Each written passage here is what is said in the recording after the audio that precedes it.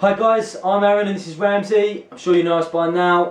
Today we're just going to ask each other some questions we often get asked. We're just going to literally fire them at each other, see exactly what our opinion is on each question. So I'm going to go first. Ramsey, big one. What is your opinion on CrossFit? Straight in with CrossFit. Right, CrossFit. Okay, first of all, I'll start by saying I'm not a hater of CrossFit at all. I don't think you're a particular hater, you're not keen. But I suppose I've got two main issues with CrossFit. Number one is it's being sold to a lot of people as a one-size-fits-all solution. And anyone who knows anything about anything in the fitness industry will know, it's completely wrong. There's not one size fits all. I don't see how you can have a daily WOD and where everyone does the same workout regardless of weight. Different people have got different recovery times, etc., etc. Second thing I would say is that it's being touted as some sort of sports performance training tool, which I've got a massive problem with because the fact remains isn't. It's not specific to any sport. It's not specific to sport. Yeah. However, that said, those two criticisms, I think CrossFit's done a lot of good. It's got a lot of people active, and if you want to do CrossFit because you fancy doing CrossFit, fill your boots. But if you want to get strong, if you want to get fast, or you want to compete in a sport, then I think you can spend your time better. Yeah, you would say that maybe it's introduced a lot of people into weightlifting and powerlifting and gymnastics, three of the best forms of training there is. Exactly. But yeah, no, I agree. I mean, the only thing you're going to get good at with CrossFit is CrossFit. Exactly. Oh, straight in. That was a good one big, to start big with. question. Right, Big question. Aaron. What is the number one mistake you see your clients making? It could be anything: nutrition, training, mindset, whatever. Hit me. Big one. I think the biggest mistake I see people training, the biggest mistake people make is bicep curling in the squat rack. I think it's a fundamentally wrong. I think the biggest mistake, in all honesty, is a lack of enthusiasm. A lot of people lack the positivity and the requirements and the drive to get up and really hit training hard. Training isn't easy. You have to. Sometimes you don't feel like training. It is hard work. Sometimes you think, I just want to stay in bed, or you've had a hard day and things like that. But ultimately, no one got anywhere sitting on their arse. You have to commit. You have to train. And you have to keep pursuing it really. So you might as well hit it hard with a bit of enthusiasm, and you'll get there in the end. Quickly, I know I don't want to run into like the 20-minute video. Yeah. We've got a time limit, but just quickly, can you expand on that, mate? Do you think that the people who do lack enthusiasm and commitment, do you think they actually realise they're doing it, or do you think? I think they think they're committed, but in actual fact, when they're going to get stuff, they give up, or do you think they're just not really that arsed? I think it's a bit of both. A lot of people don't like hard work. They get frightened of hard work. They're comfortable within their comfort zone, and they're afraid to step outside of their comfort zone. But on the same time, it's very easy to come down, begin a bit of a social, have a laugh, and really fail to put in. Not that I think it's a bad thing. It is important to have a good time and socialise, but when it comes down to the nitty gritty, you've got to dig in. You've got to push yourself. It's easy to say yes, and it's very easy. Yeah. So I guess my next question to you then. Yeah, we could go on all day about mindset. What is your most effective exercise? Well, when you said you were going to ask this, I was quite annoyed actually. It's a hard one. It's a really hard one. Most effective exercise. I suppose to answer that, I have to look at my programs that I write people. And there's one thing. No matter who you are, no matter what age you are, no matter what your goals are, everyone squats. Do you know what I mean? You could turn around and say Olympic lifts are brilliant, and they are brilliant. All these things are brilliant. I suppose most of my clients deadlift as well. However, as we've discussed in the past, you can get away with squatting more frequently with more volume and more intensity.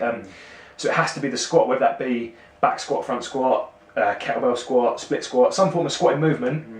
I've never written a program about squatting it.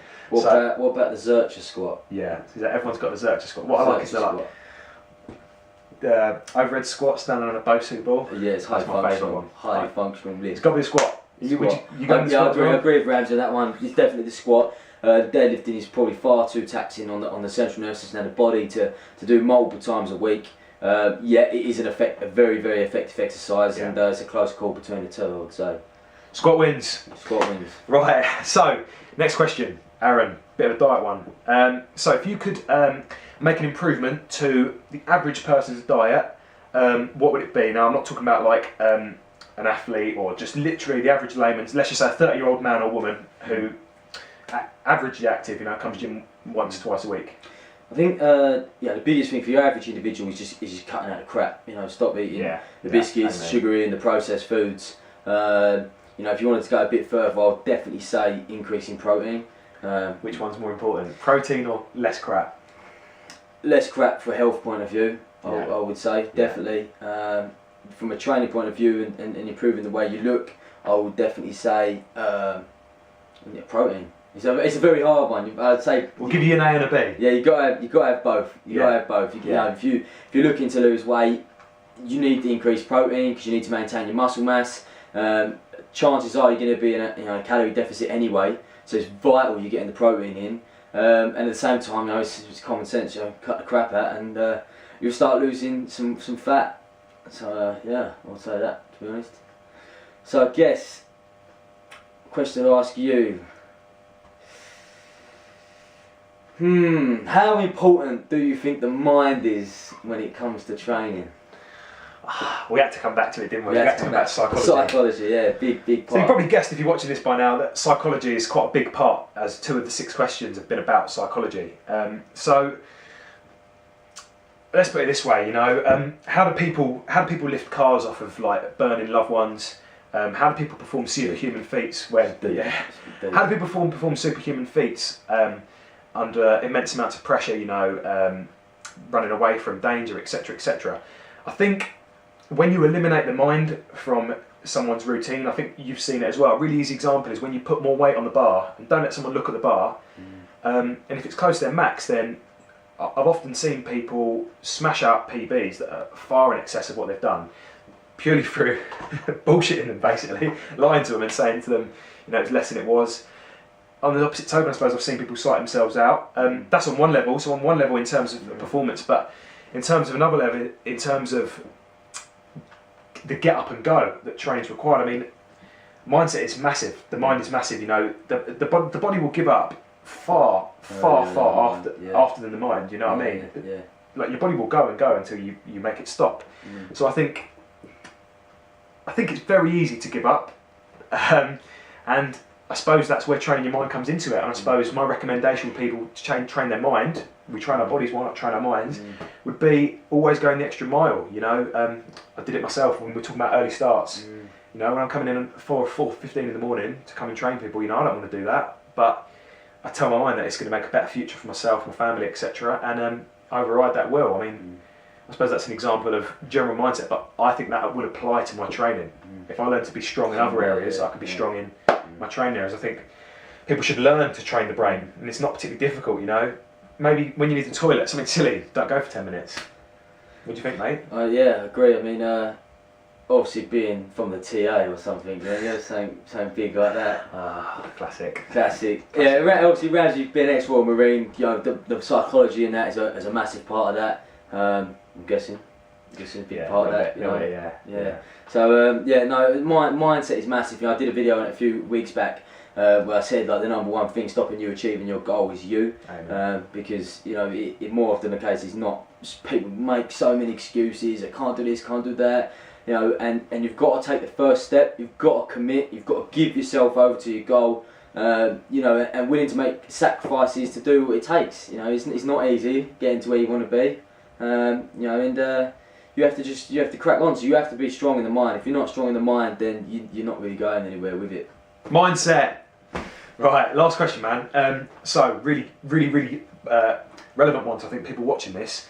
If someone walks in the gym door today, right, and they say to you, I want to start strength training, what split would you recommend? Let's just say massive beginner, so male or female, doesn't really matter. Okay. The first program I'd recommend for beginners is a basic 5x5 routine. Boom. You know, it's tried and tested thousands of times. You know, it's a world famous program. There's nothing really that spectacular about it. It's simple, it's basic. It covers your 5 basic bread and butter exercises: your squat, your bench, your deadlift, your overhead press, and your barbell row. And they are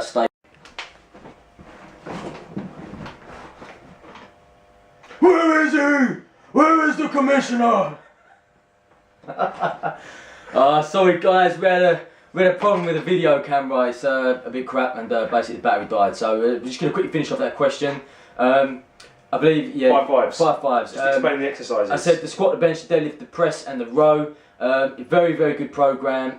The only downside with that is it doesn't take into account the individuality of each individual. So basically, everyone has movement dysfunctions or postural problems, and the 5x5 won't necessarily address those issues, but they do cover the bread and butter, and they will really get you strong. Those exercises make up a staple for mine and your routine and all our clients' routines. If you went and saw someone who knew what they were doing, yeah, and combined 5 fives, you could chuck that in. Yeah. I mean, if you're not doing it on your own, that is. Yeah, you could get someone who knows what they're doing, who's going to fix your issues at the same time. Yes, beginners. I think anyway. Yeah, and I agree. If you had help with a professional that knew about your issues, you could follow 5x5 routine and put in rehab work. So, for example, very basic. Someone's quite kyphotic and rounded.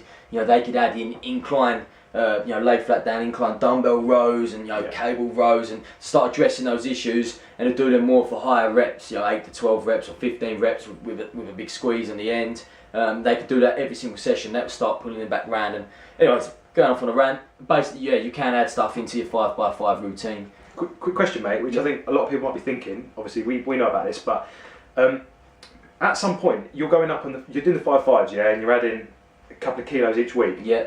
How long do you reckon the average person is going to get to before they, hit a plateau and they start needing to mix it up and come off 5x5s? What do you reckon? Well, I have to get asked that by clients, and I always say, how long's a piece of string? Good answer. Everyone is individual. If someone's got good genetics, they'll often make very quick progress. Likewise, if someone's got good flexibility, they'll make quicker progress, because you don't have to address those issues first.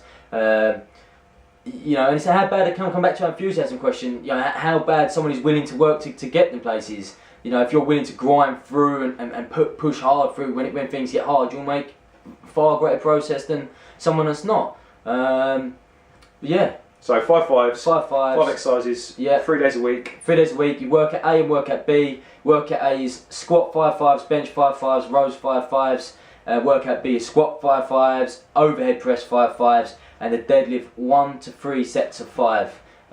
Simply, like Ramsey said earlier, deadlift is taxing on the body, so it's less volume, and I think you still have to do multiple sets to drill in the movement if it's something new for you. But we're saying fix your movement dysfunctions at the same time if you can. Yeah. See someone who knows what they're talking about. Yeah. Is not going to BS you, and get yourself sorted out. Yeah. And then so get strong at the same time as fixing your issues. Yeah. And that's what I prescribe personally. I don't like it. I'm thinking of the same. I don't like it when people sort of say, "Oh, I'll get strong once I'm fixed." You think, well, that'll help you out. Yeah. Kill two birds with one stone. I mean, strength training will help out someone's posture. If you're deadlifting, rowing, and things like that, you'll pull yourself back into alignment. It's the imbalances that normally cause problems. Multiple sets of bench press, not enough. Anyways, ranting again. But you can definitely add strength work in with your rehab work and your postural correction work and other bits like that. I totally would say so. Yeah. Leave it there. Wrap it up. I enjoyed this. Yeah, we're gonna do this every Friday. So it's very, very effective. Just asking each other 3 questions. Questions we hear every day, getting each other's opinions from it. Because at the end of the day, it is all opinions. I can have a different opinion to Ramsey, vice versa, and everyone you ask on the street with different opinions. But ultimately, if the opinion's backed up by science, it's effective. But if it's backed up by results, it's even more effective. And all our clients get results, haven't they? So. Definitely, I think hopefully you've enjoyed it. If you've got any more questions, feel free to email us at info@fitperformance.co.uk, and we'll be happy to answer them next week. Just quickly, put the subject title Coach's Corner, so we know that it's a question for the for us, for the videos, not just like an inquiry. Yeah. Mindset. Do some research. Peace, guys. Thank you. See you later.